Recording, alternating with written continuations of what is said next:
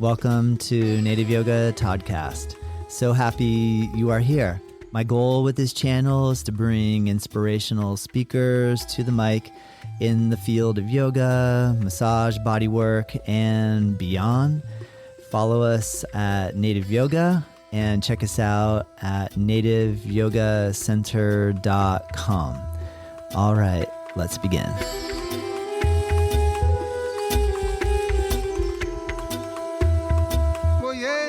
Yes, so happy to have you here. This is Native Yoga Toddcast. My name is Todd McLaughlin. If you're first time listening, welcome to the show. For those of you that return, regularly each week, I put out a new episode every morning around 7 a.m. on Friday Eastern Time. This week, my special guest is Sandra Petra Pintaric, and Sandra is located in Croatia. Check her out on her website, dharmayogazagreb.com. The link is in the description. You will very easily find it. Click it, follow her. She's so sweet. I'm so excited for you to get a chance to meet her. I can feel the genuine yogini quality coming from her. She seems so dedicated, so passionate to teach, to share. And I think that is what it is all about. And so that's why we are here. Thank you for your support. Reach out to us. Let us know what you think. Let's begin. I'm very honored to have the chance to meet and speak with Sandra Petra Pintaric. Sandra, you're joining me from Croatia. Thank you so much for taking time out of your day. I can't wait to hear about your journey with yoga. How are you feeling today? I'm very good, thank you. I wait this podcast all day, mostly, to prepare myself a little bit. And I'm very honored to be here on your podcast and to share some of my experience. And also, I'm grateful for those who suggested me to you. And I'm happy to share this time with you. Thank you, Sandra. I appreciate it. I have never been to Croatia before, but I hear it's very beautiful. Where are you? Are you near water or are you up in a mountain? No, I'm in the main city of Croatia, the Zagreb. It's continental area. So I also dream about the summertime and to go close to the sea. Nice, nice. And do you believe in soulmates? I believe. Yeah. I believe a group of soulmates, not just maybe one person, but I believe that we all have some soulmates in my life. Some people who are very close to us. Some people who are in some of the groups we have. We sharing the same energy. I believe in that, yes. And I believe also that we met some people back in our future lives to share something, to finish something or begin something. I believe. That's cool. Have you found that yoga practice has opened you up to seeing the people that you meet in your life as having a deeper connection than just a random chance meeting? Yeah, for sure. Yeah, yoga brings me a lot of close souls, which I share my life with them on many levels. Some of them are like my husband; they are very close to me. I have some very close friends. And I also began yoga a long time ago with my friends from previous, let's say, life. Yeah. And we all start to practice yoga together. I have a few close friends. We used to live together, and we all practicing yoga at the same time. We share everything from yoga. Practice, spiritual knowledge, bhajans, kirtans, yoga nidras. When yoga nidras wasn't so popular, we just have a one casetta. I don't know how to say the old. That's correct. Like a cassette, Cassette. like a cassette Yeah, tape or, cassette. yeah. And my friends came to our place and we all lay down on the back and listened the voice of the teacher. Nice. That was before, almost 25 years ago, Nice. something 23. Okay. Well, Yeah. And yeah, he gave me so many people. Some people are short terms related to me. Some people are like in my studio, they are long term. We build up our friendships and our soul friendship for a long time. And we share many beautiful things together. Also, some which are not so beautiful, but we share the life together, let's say it like that. yeah. Yeah. Do you own a yoga studio in Zagreb? Yes, I own a yoga studio. This is my third position. I start 2009 when I opened with my friend, and now I'm leading by my own. But I have a lot of people who helps me in our community uh, Nice. Nice. that we are blooming with the yoga practice and everything to sharing. Wonderful. Did you, I know you're a student of Dharma Mitra. When did you first practice with Dharma? Uh, Before Dharma, I was, let's say, like a 10 years in yoga. And I wanted to find a teacher to to progress in my yoga practice. I finished the 200. I wanted to find some teacher to give me more knowledge. And I explore a little bit. And I remember it was 2010, and I saw a picture of Sri Dharma Mitra, very humble, full of bliss in his eyes. And I was very curious who this man is, who this teacher is. And then I saw that he is in New York.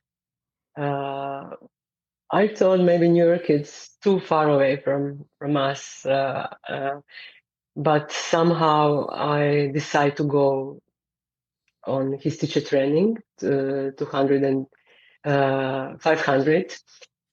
And that was my first meeting with him. Nice. And my first impression was so high that I immediately I felt in my heart that this is my teacher. Sometimes we are wrong, but I truly believe and felt him in my heart very deeply, like I saw in his picture. And that was my first time I saw him in New York, 2000. In the beginning, I remember it's a January in 2011. Nice. Yeah. Nice. Can you talk a little bit about, you made mention that you felt good vibes when you saw the picture. You were intrigued just through the energy that you saw in the picture. And then when you met him, you didn't really question whether or not he's your teacher. You've just felt it. Can you talk a little more about what that is like? Um, I think that we can really felt in our heart, but we need to clean up a little bit our hearts to be uh, truthfully believe that is the right person for us. Sometimes we have mistake, but I don't care about mistake. Okay, I try to follow my heart, and if I mistake, okay, so what? We are move forward. But I believe in my feelings. I believe in my intuition. But if I came to the deep state of consciousness, through the meditation, through the humble way of view things, then you got some answers, and then you got some light to show you the way, to show you the way, the people, Uh, if I go deeper, then I felt my intuition much better. Nice. Do you have a way of tapping into your intuition, or a way of explaining, maybe to those of us that are wanting to deepen our intuition? Do you have some strategy or advice of how to develop intuition? Yes, it's so many strategies. I tried before, and even before yoga, I was so much in the esoteric way of see things to explore through that area. And I was also pretty much in astrology. So astrology is also some way of to see things. And but most importantly, when I want to use my intuition to see is some way good for me or not, I really need to go deeper. And if it's some area of life which is very important, then I gave myself time to see, to check my first feeling, and I gave this like offering to God, let's say, to the that He guides me. I offer Him this idea, the question, or my way to go somewhere to meet someone, and then I feel much comfortable because I think then I done my things and everything else. I want that God surprise me in some way, not to be controller of the situation, of to checking every time is it right, is it wrong, just to flow with that. So that way of thinking brings me to yoga too. I think of some things maybe a longer way, or I have some visions, or I want to choose some path, and then I go deep down in my meditation.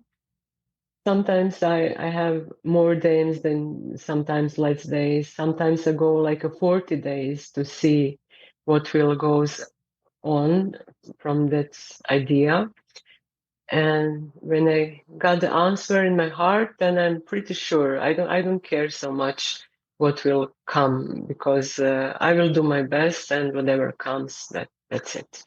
No, also when you choose a teacher, it's so many teachers today. And if you are not deep inside you, if you are not looking for the truth, then you will meet many teachers who maybe are not so familiar with your point of view in life, and maybe they're not strong connection with them. I also felt that in some area when before Dharma, I wanted to find a teacher who is good for me, and I didn't want to travel so far to New York. I was traveling through Europe, very close, and then I realized that the distance is not the problem. Is the problem my way of seeing that distance? That's blocked this idea. So the distance, New York, Croatia, it's really not a problem. The money is not the problem. The time is not a problem. Nothing. And then you open yourself for any kind of experiences. So Well, that's cool, Sandra. I'm thinking that you are referencing the fact that you can practice in Croatia, your teacher can be in New York City, and at the same time that you're apart, you can be together. yes, we are. I think that in my heart always together because I want to feel teacher from my heart, not from my mind. Um, and I connect with my teacher, through my meditation, through the picture on my altar, uh, through the today. Okay, we have so much media and Instagram, Facebook, so it's always here from somewhere.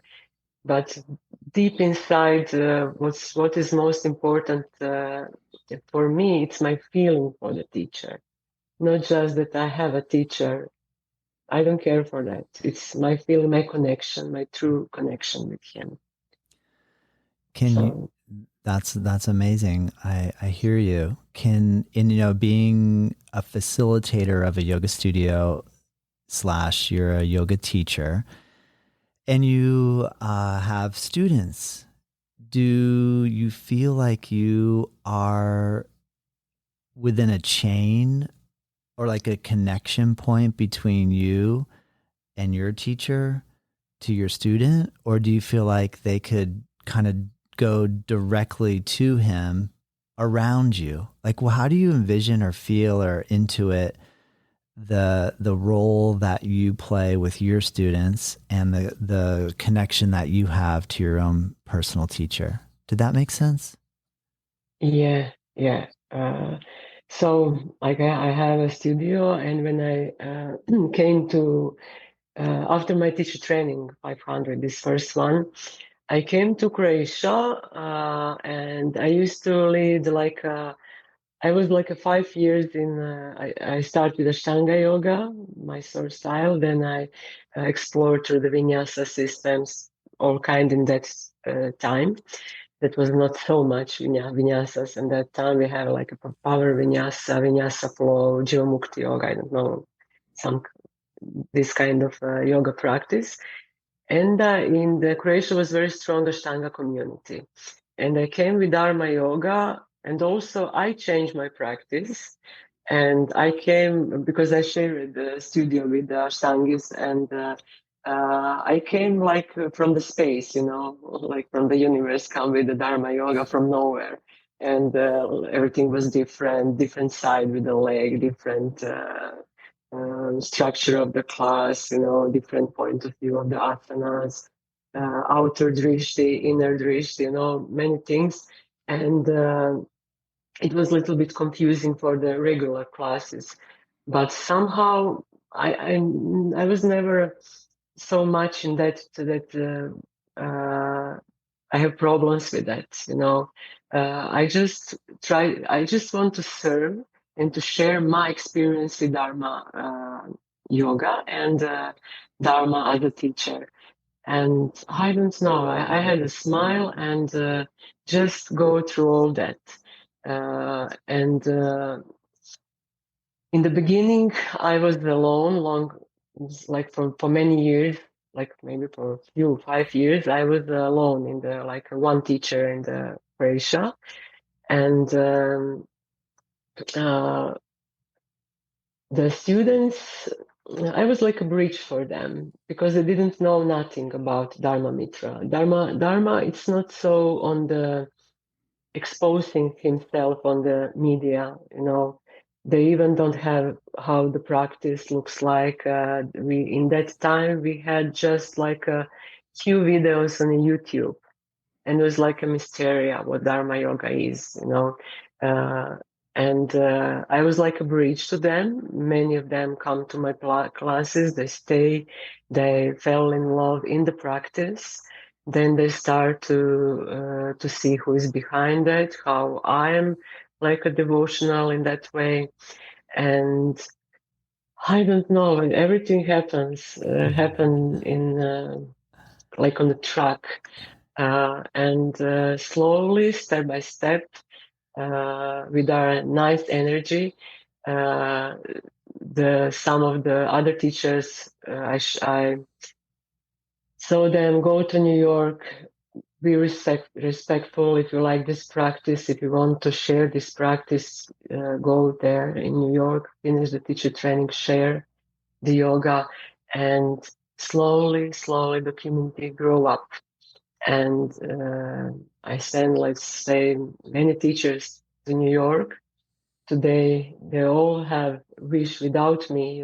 They practice yoga. They are here in community, and that it's like a normal. They want to go to finish with him because he is a little bit older, and they have a great opportunity to be him in life, to learn from the legendary yogi. Yeah. And so I think it's very respectful to give some honor to the teacher and to go there. Nice. And so, what time is your first class? How you mean? What Like, time? yeah, like what's the first time class, the first class time that you offer at your studio? Do you have people starting at like 6 a.m.? Or in Croatia, does everyone sleep in until 12 and you don't start teaching until 1? Or what is the culture like there in relation to, because you know how like in Ashtanga yoga, you would maybe start practice at like 4:30 in the morning, and like Mysore would be really, really early. How have you been able to adapt teaching Dharma yoga in Croatia, and what is the culture supportive of in relation to your first class time of the day? Yeah, we have so let's say long term we had like 4 to 5 classes per day. So the first, before when I shared the studio, it was Ashtanga in the morning. So it was always the morning for Ashtanga. And I myself, I used to practice. I always practice yoga in the morning, early in the morning, almost before Dharma. That's my, I don't know how, that's my way how to practice when it's not even day. And that's stay in me, that is with me. And I really appreciate practice in the early in the morning, that you are almost finished until 7. That's my favorite time. So when I came with the Dharma, I didn't have opportunity to practice early in the morning, but I made some like a 40 days cycles with every day without breaking a day. We practiced like that, and I had the morning classes like 10 a.m. Then we had like 2 classes in the afternoon, and almost every day I used to lead the classes almost every day, every weekend, or I had a school or some workshop, master class, everything. So it's pretty intense, especially in that days for Yeah, many, many years, until the COVID time, let's say, yeah, many yeah. years. Gotcha. So they have how I was alone in the practice, so I was offering just like a Dharma 2, Dharma 3 level. When I finish a 4, then I offer other levels and the practice. And slowly, other teachers came, they finish the school, they share also with the students. And today we are just a Dharma Yoga studio. And we have many Dharma Yoga teachers, not just in my studio, in the whole Croatia, and I'm so grateful on that. So even from, I didn't think so much. It just came like that. That was my wish, of course, but it just came. That's really Uh, cool, Sandra. I appreciate how difficult that is to do. And I mean, I know you're in a way kind of saying, it just happened one step at a time. It's not like I set out to have this be the end goal, but you were just very dedicated in your teaching. But I definitely can appreciate. My wife and I have had our studio here for the last 19 years, and it does take like such consistent daily attention and effort to build and maintain and grow. So I appreciate what you're saying, and that is a big deal. Like to be able to start teaching Dharma yoga and then have like a Dharma yoga studio where all the classes are centered around that, and to generate enough interest from the people around, I think is clearly, to me it's obvious that you had your whole heart and soul into the experience of teaching and practicing, or else I don't believe that would have happened. yeah, like you say, I agree with everything. It's not easy. You came to yoga from other backgrounds, from like when I listen to other teachers, we all have like some similar stories to share. We all, not all, but most of us have some background when we used to work a lot in normal jobs, in the corporations and or normal jobs.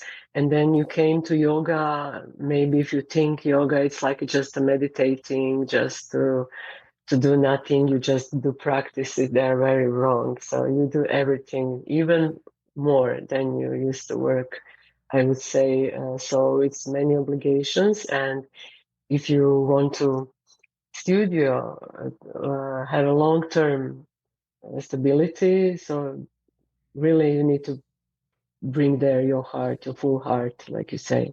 Yeah. So I'm like a 15 years, you're like a 19 years old. You are very nice. Yeah.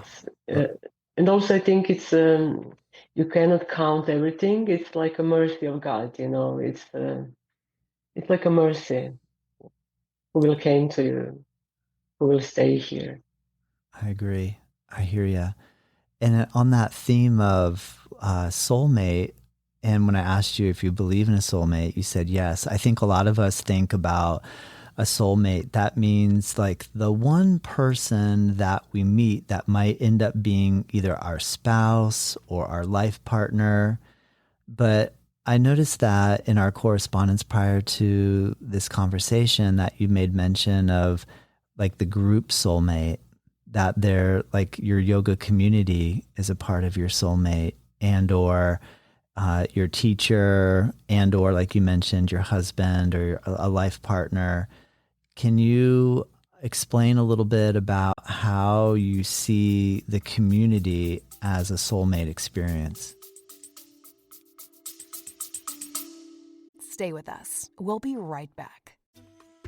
I really hope that you're enjoying this episode, and I just wanted to take a moment to announce a course that I'm really excited to release. It's a free course, and it's called 8 in 8 Learn 8 Limb Yoga in 8 Days.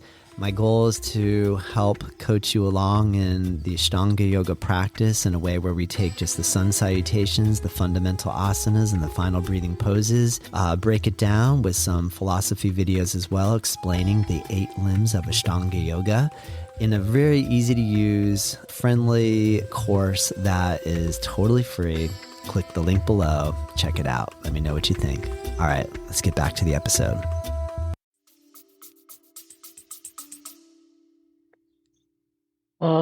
I think that we all have like a attraction to the people who are similar like us, or in some years we have similar interest in yoga. We have also similar path. So I learned that from I don't know, it's like American Indians or before yoga that is a group there exists like a group of the soulmates, so soul groups, and we meet each other in each lifetime. So that was like a romantic idea in my head, but that romantic idea stay in my head, and I like to see that way because I want to see other people like souls. I try to see them like a souls, not on the material level of our mind, you know. Uh, and I see from experience that some people they show us to very important. Sometimes they save us, you know. You never know why some person is in your life, and with time show us why some person is important. So especially in yoga community, I think we are all connected in a specific way, not just for interest in yoga. It's sharing a life experience with those people. And we try to follow the yoga rules. We try to follow the yoga ethics, and it's a little bit different than in normal, usual life. We have the higher standards of the communication, of the sharing energy. We all feel the energies, you know. We see the subtle things, auras, and everything. So uh, I don't know if I explain good, but my opinion is that I meet some people, maybe not just this lifetime, maybe from the previous life, and that we have something to do together. Mm. Uh, Yeah, very cool. Thank you. I appreciate your insights there. You made mention in our correspondence that yoga has helped you to deepen your relationship in God. Can you talk a little bit about maybe how you viewed your understanding of God and how it now you view it, and or what that evolution has looked like? Uh, so I think it was always in me, some connection with God. I didn't before I didn't know how to explain myself. I have many areas where God reflected in my life. And I realized God much better when it was very hard to me, when I had some pain or suffering. Then was the period when I saw God more clearly in my life. And I would say like that in the lifetime we have some period when we awaken our souls and God connection. And this awakeness, I can maybe compare like when spiritual energy go high and you are ready to change yourself. And through that awakenings, I got much uh, better connection with the God. So through the real experience, not just through the religions, through the rituals, but just through the conversation. I know to feel him in my life, his presence in my life. So I had some situations in my life where God came like a miracle to my life to save me. And when you experience something like that, you cannot believe he's here. Not maybe visible, but he came through the other people, through the situation, I don't know, through the animals even sometimes. And I think that God came to our lives through this kind of miracles. And then when yoga came, I was so impressed because I start yoga mostly through the philosophy in the beginning. That was my trigger to yoga. And yoga explains me how we can see God, how we can connect with Him more. And beautiful, deep knowledge that is yoga. Yoga, it's all about to awaken this connection with God, our soul, with His soul. So, Yeah, nice. yeah. I hear you. Was your experience of sensing a miracle due to an accident and or a health challenge? I had some dangerous situation, let's say, in my previous yoga life, and I really think God saved me. No, Wow. it's not accident, Yeah. but it's from other things. But I really think He saved me, and also uh, that was this kind of miracles. Yeah. Let's Yeah. say. Yeah. Yeah.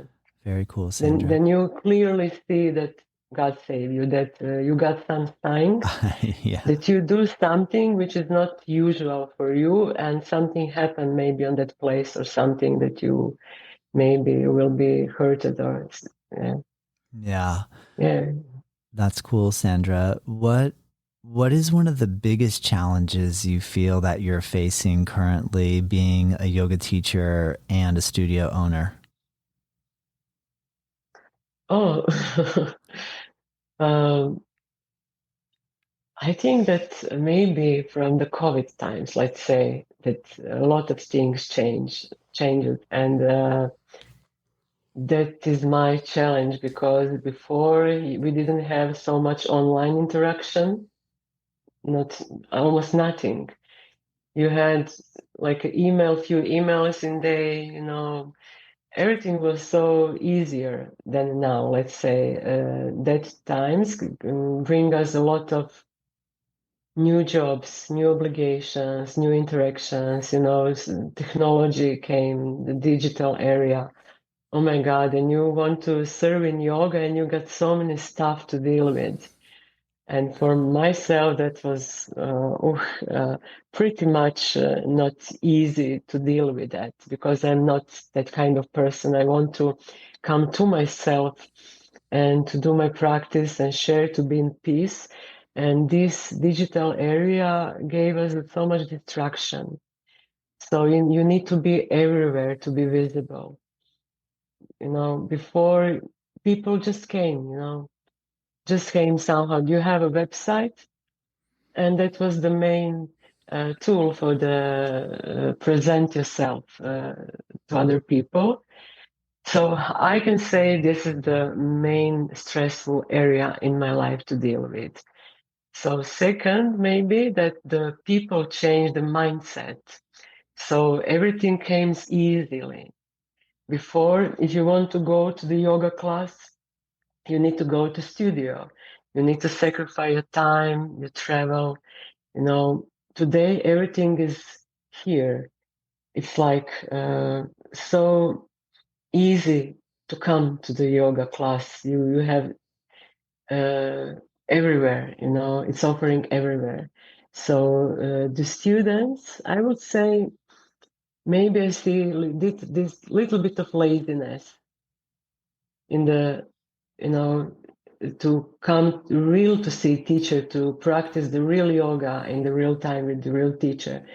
Otherwise, also I think it's a blessing somehow, because I have opportunity to practice with my teacher online, who is in New York. So I think this is the huge gift in my life. Yeah. And I have time. I do my best because we are not in the same time, and I'm leading the classes in the time when he have classes. But that is like a blessing. But people who are in your area, I think that here I see a little bit laziness, because I think that yoga is sacrifice on some point of view, and it's going out of your comfort zone. And I'm still thinking that the teacher is very important, not just that you have 2 blocks away the yoga studio. I think that we all need to have connection with the teacher, with the yoga which we're practicing. So let's say this online era is for me the huge stress sometimes. Yeah. Much more obligations. Yeah. I'm going to agree with you, Sandra, for sure.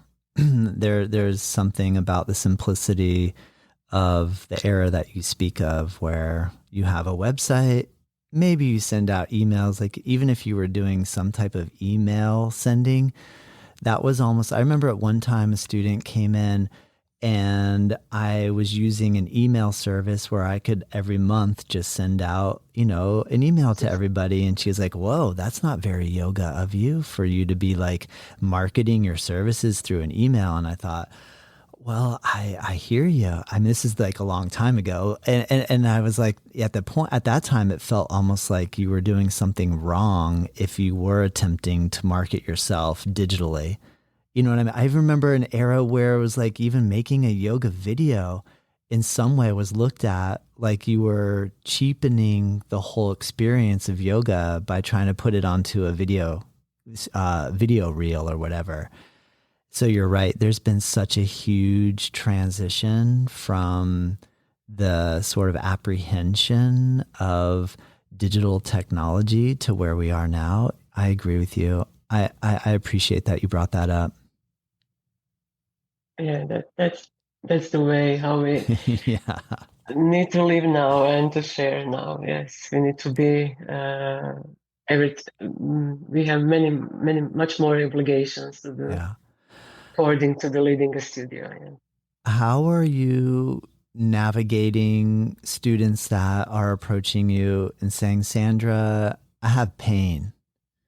How are you navigating teaching yoga asana and making it accessible and approachable for people that are limited in their physical ability? Okay.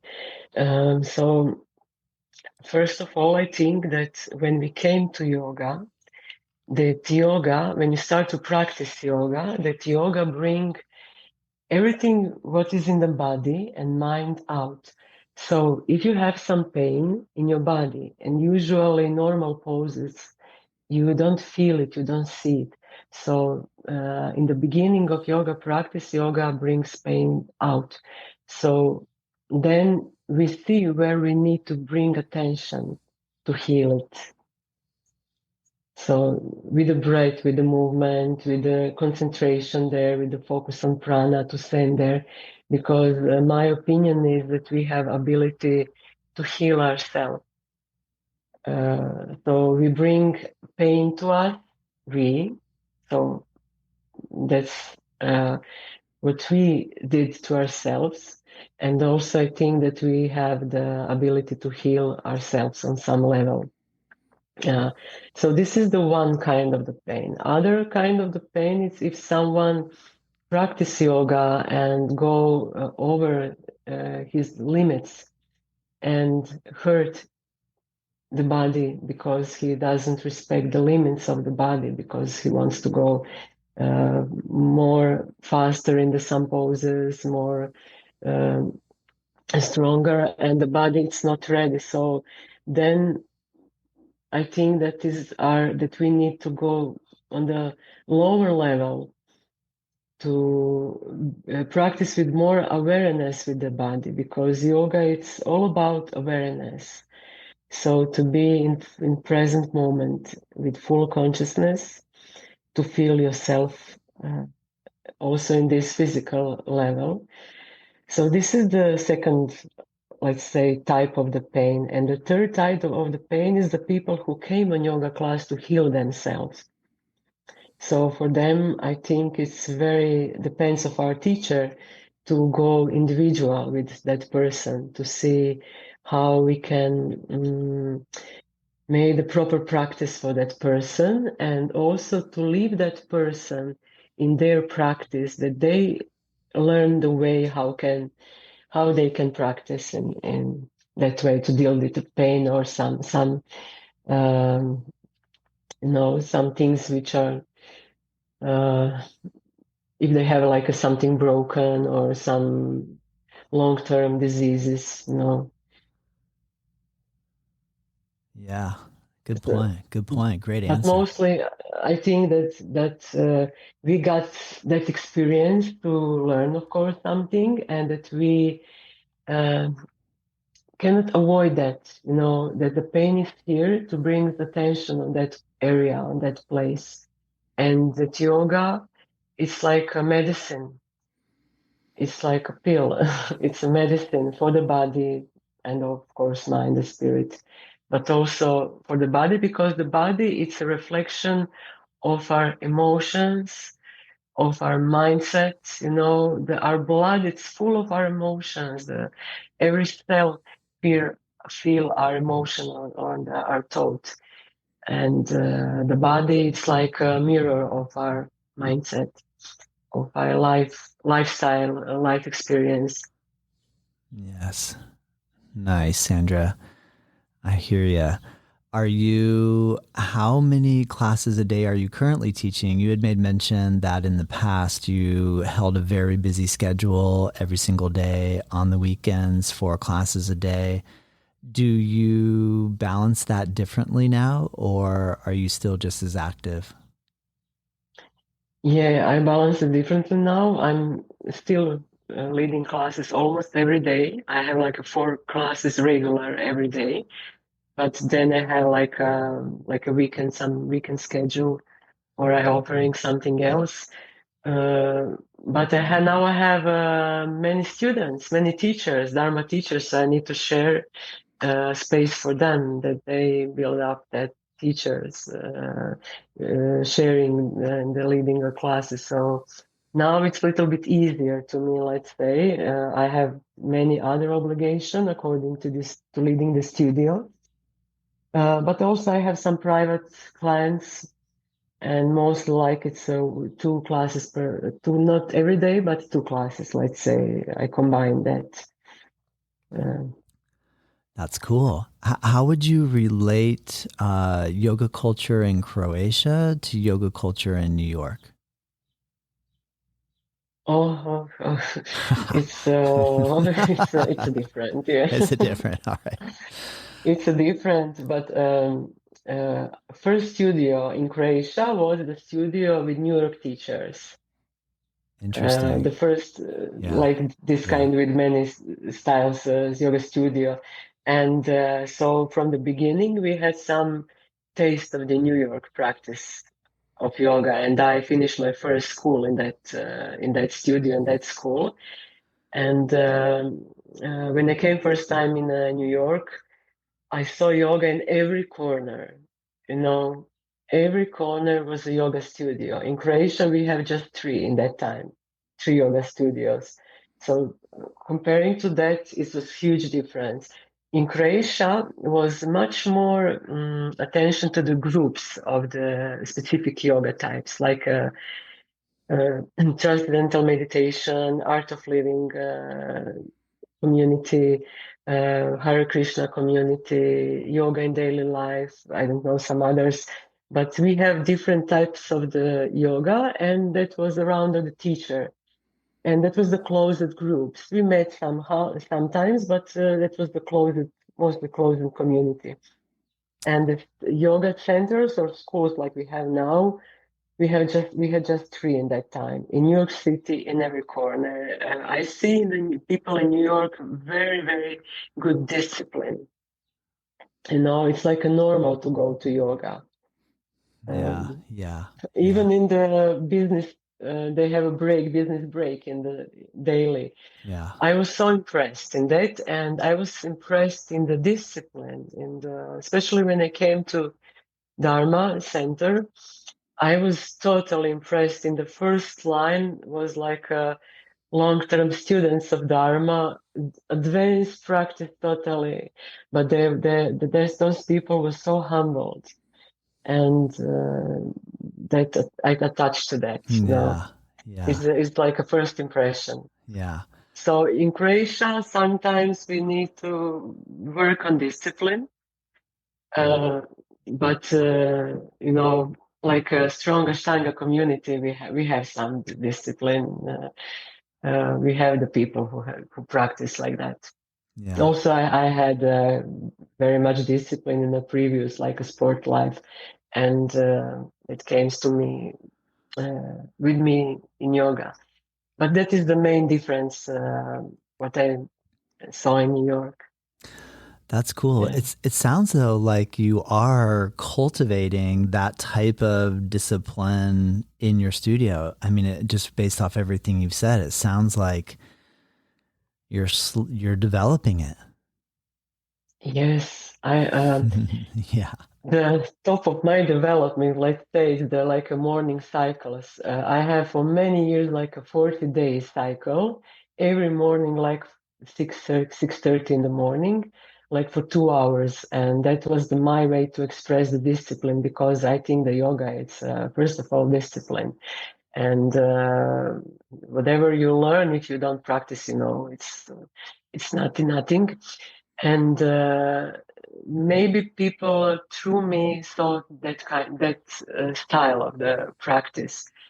But from the beginning, we have, like I say, very strong morning community and discipline, and that is our way of teaching. Still today, I'm leading the every like a two times or 3 times per year. I'm leading the morning cycles, and it's a strong discipline. We do everything in 2 hours. We do a lot, Yeah. Yeah. and that's like a reflection. Yeah. That's cool, Sandra. Are you blending in mantra and meditation and asana practice and pranayama? Are you weaving all of these multifaceted aspects of yoga into each class? In the regular class, I don't have enough time. Yeah. So I just do a little bit of pranayama, short relaxation, because classes are shorter than before. And but then I have some workshops specific. I have like some online courses or courses in live where I go with a higher level of practice, like meditation, concentration, I don't know, some psychic things. And also through my teacher training, 500, I incorporate all that. But mostly through the master classes and these specific types of the cycles, like a 7 days, 13 days, 21 day. So we Nice. have like a regular meditation, Nice. pranayamas. Pranayamas I do almost in every class. 2, 3 pranayamas always. Because in my personal practice, the pranayamas, kriyas, mantra, meditation, that is a part of my yoga. I do a lot of it's my practice. It's not complete if I don't do this. Yeah. First Yeah. asanas, then everything else. It sounds to me like you don't have a hard time translating that to your students that are coming in. Like imagine when somebody comes into your studio and they really don't know what anything about yoga is at all, brand new student, and maybe they just heard like there's this thing called yoga and I'm going to go and I'm going to stretch and I think I can touch my toes. I hope when I show up for class, maybe I'll be able to touch my toes in front of the teacher and the teacher's going to think I look really cool and maybe like me, like a really entry level kind of yoga person. Do you have that often? And if you do, and you're getting ready to teach pranayama and maybe involve some mantra chanting in Sanskrit, do you just like figure, let me let them just jump in to the deep end and sink or float? Or do you, when you have that new student that you go, oh, wow, this person really is coming into a more advanced environment? Do you think about that?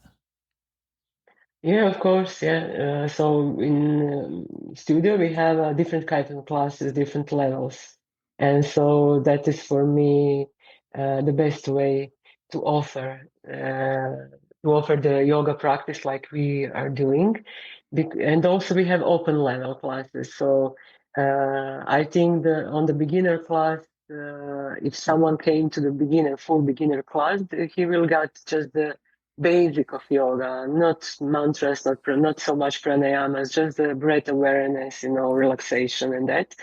And we have a huge levels of classes, and the person who is a little bit more serious, he can go slowly, progress in the practice through the other levels.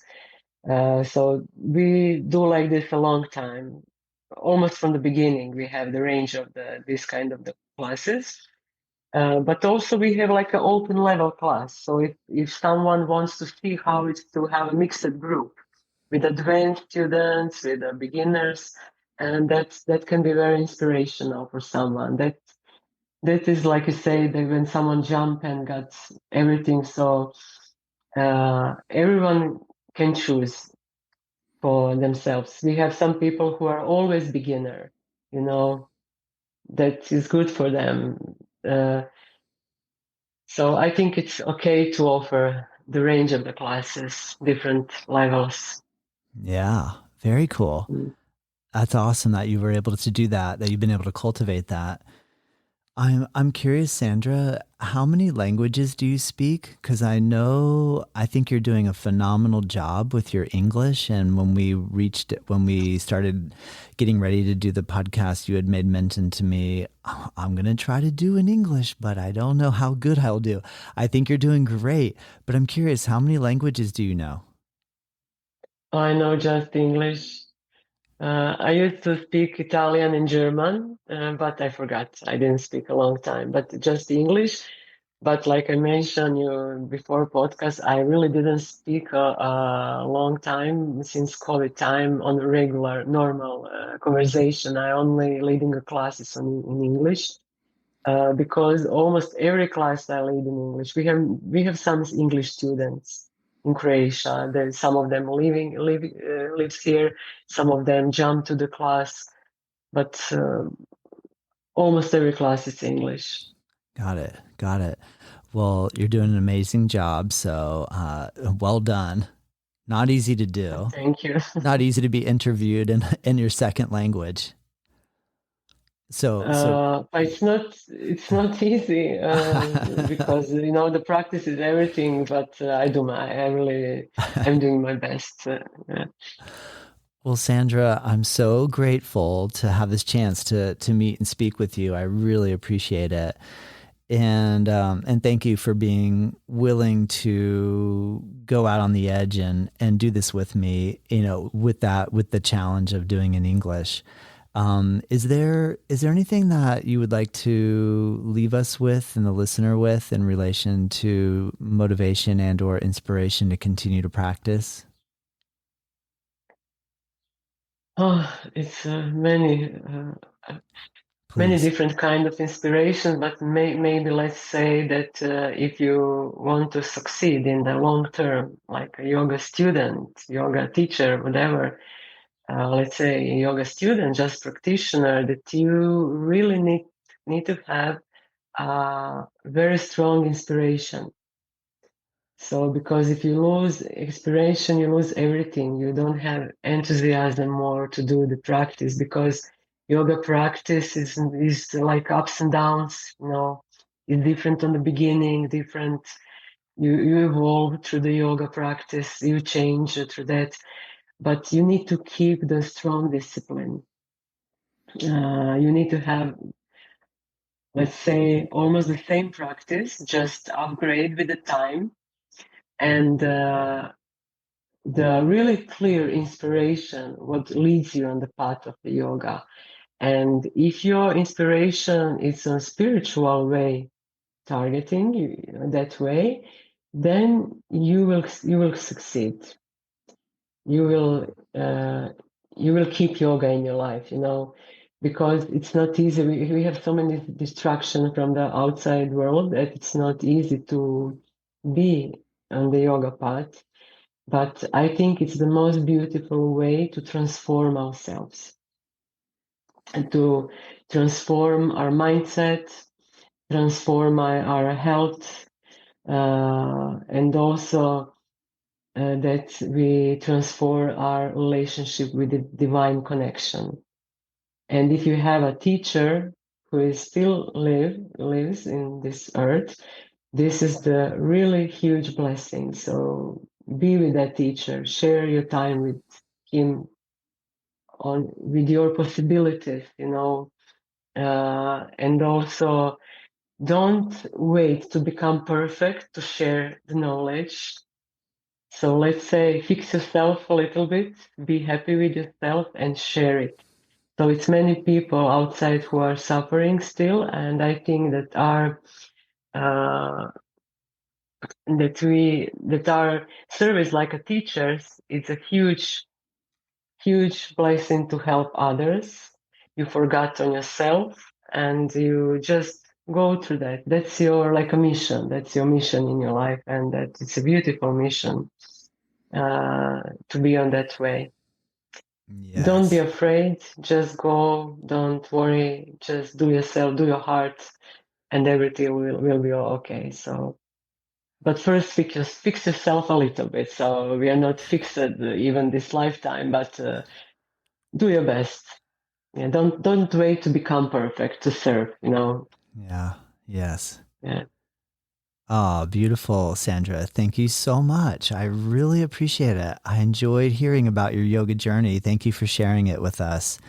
I'm honored to have this opportunity, and thank you, Pam and Andrew, for the introduction. And Yes, very I'm, much. yeah, they spoke so highly of you, and Andrew was so excited when we got a chance to connect. So I really appreciate them, and I am thankful for this opportunity, and I hope I get a chance to visit Croatia one day. Oh, you're invited. So And same here. If it's you ever come to Florida, please come see us. oh yeah, who knows? Maybe I plan to go to New York finally after like a COVID time, and before that I was almost every year in New York for 10 years. And I'm very glad that you invited me and for Pam and Andrew to suggest me. And I I hope that we will have opportunity to share some experience at some global event one day. That we all, from every kind of yoga, that we, I don't know, meet each other or some event, some festival or something like that Yes, to share life. I agree, Sandra. I like that Thank wish. you very much, Thank you. for inviting me. I'm really honored to share Thank you, Sandra. time with you. Thank you. Thank you.